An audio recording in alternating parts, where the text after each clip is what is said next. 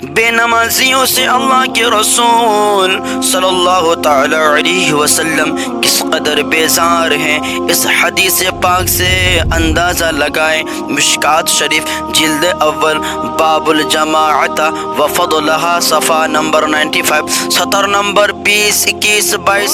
حسن عن ابی ہریرہ قال قال رسول اللہ صلی اللہ علیہ وسلم والذی نفسی بیدہ لقد ہممت ان امر بحطب فیحطب ثم آمر بالصلاة فیؤذن لها ثم آمر رجالا فیؤم الناس ثم أخالف إلى رجال وفي رواية لا يشهدون الصلاة وأحرق عليهم بيوتهم۔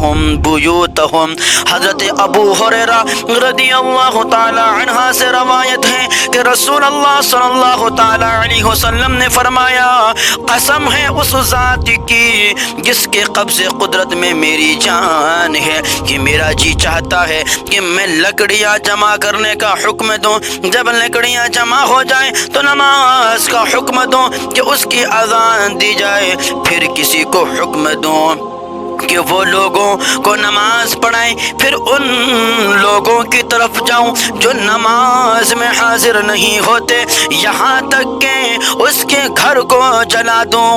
اللہ اکبر میرے بھائیو، دیکھا آپ نے جو شخص نماز چھوڑ دیتے ہیں، نماز پڑھنے میں سستی کرتے ہیں، با جماعت نماز کا اہتمام نہیں کرتے، ایسے شخص سے رحمت عالم صلی اللہ تعالی علیہ وسلم کس قدر ناراض ہیں، اور اپنی ناراضگی کا وہ بیزاری کا اظہار کس غضبناک انداز میں فرما رہے ہیں۔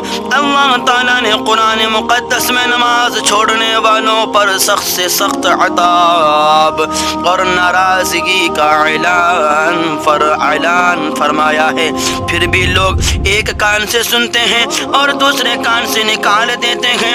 میرے دینی بھائیوں، کیا ہماری جوانی اسی طرح قائم رہ جائے گی؟ کیا اسی طرح دنیا میں ہم ہمیشہ دن دناتے پھرتے رہیں گے؟ کیا جوانی کا خون اسی طرح جوش مارتا رہے گا؟ کیا جوانی کی امنگیں اسی طرح برقرار رہیں گی؟ ہرگز نہیں، بلکہ اللہ تعالی ارشاد فرماتا ہے، کل نفس ذائقۃ الموت۔ گناہوں میں ملحوظ کیوں ہو سوچو تو ذرا لوگو، گناہوں میں ملحوظ کیوں ہو سوچو تو ذرا لوگو، لحد میں سرور کونو مکان کا سامنا ہوگا۔ اللہ تعالیٰ اپنے بندوں سے فرمائے گا، کیا میں تمہیں اپنے محبوب کے ذریعے معلوم نہ کرایا تھا کہ ان اول ما یحاسب به العبد یوم القیامت الصلاۃ۔